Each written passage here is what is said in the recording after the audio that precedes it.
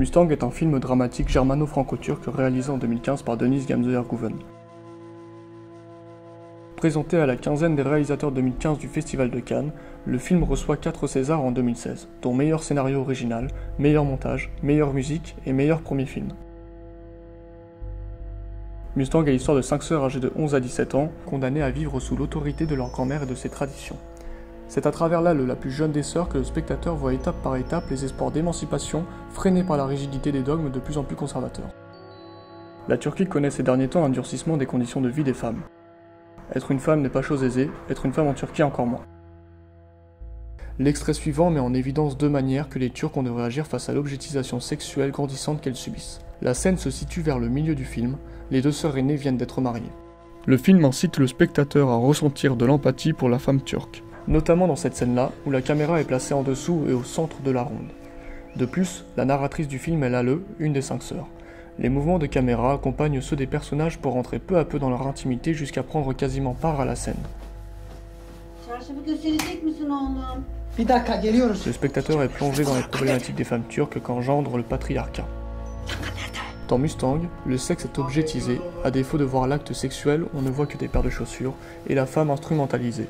Ici, Osman, également sujet d'une réification, cherche désespérément sous la pression paternelle le sang de sa femme, réduite uniquement à sa virginité. Selma, l'aînée, est même déshumanisée quand sa belle-mère la désigne par la fille. La place de la femme perd de plus en plus d'importance au fur et à mesure de cet extrait. Si nous commençons dans une discussion entre Selma et Lale en avançant dans le film, les femmes sont présentes physiquement sans qu'on les entende, jusqu'à deviner leur présence. Sans vieillir, les 5 sœurs sont obligées par le mariage imposé de devenir femmes. Ici, la réalisatrice accentue la longueur du fondu au noir, marquant la fin de l'enfance pour les 5 sœurs.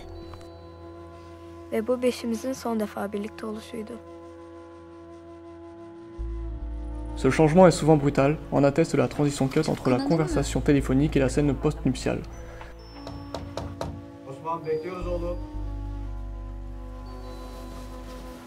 On ressent le décalage de l'état d'esprit de Selma, encore enfant, à l'image de sa posture et de la décoration de la pièce, avec l'action qui s'y déroule. Dans ce plan, l'alignement de l'arme à feu avec le pubis de Selma symbolise la mort de son enfance. S'ensuit la dernière scène, où la position de Selma pourrait s'apprêter à celle d'un cadavre et sa robe de mariée au linceul. La symétrie du plan n'est pas anodine.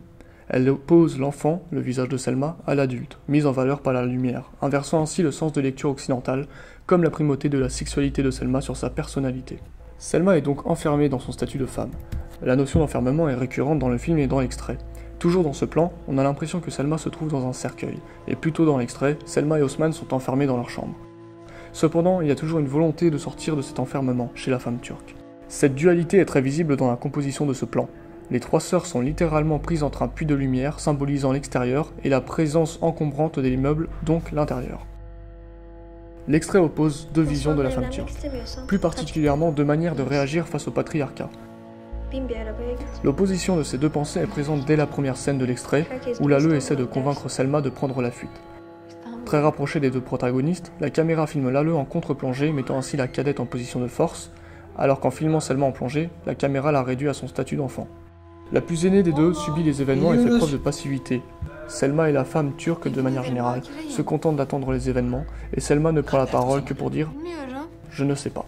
Le dernier plan de l'extrait, où Selma est allongée et impuissante, pendant que le médecin ausculte touche au paroxysme de la passivité qui se transforme alors en résignation. La durée particulièrement longue de ce plan, plus d'1 minute, insiste sur le caractère passif de Selma.